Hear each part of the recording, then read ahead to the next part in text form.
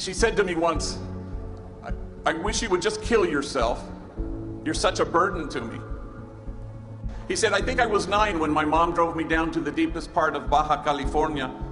And she walks me up to an orphanage and she knocks on the door, and the guy comes to the door and she says, I found this kid.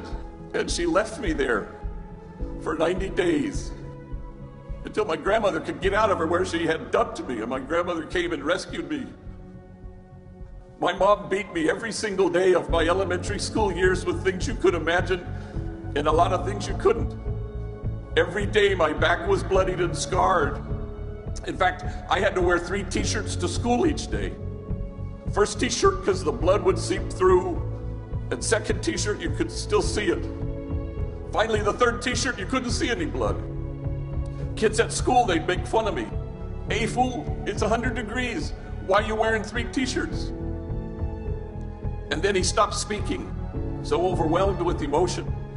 And he seemed to be staring at a piece of his story that only he could see.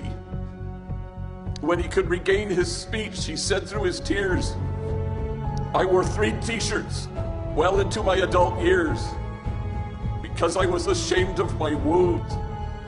I didn't want anybody to see them. But now I welcome my wounds. I run my fingers over my scars. My wounds are my friends. After all, how can I help heal the wounded if I don't welcome my own wounds? And awe came upon everyone. The measure of our compassion lies not in our service of those on the margin, but only in our willingness to see ourselves in kinship with them. You have to brace yourselves because people will accuse you of wasting your time. You stand with the poor and the powerless and the voiceless. You stand with those whose dignity has been denied, and you stand with those whose burdens are more than they can bear.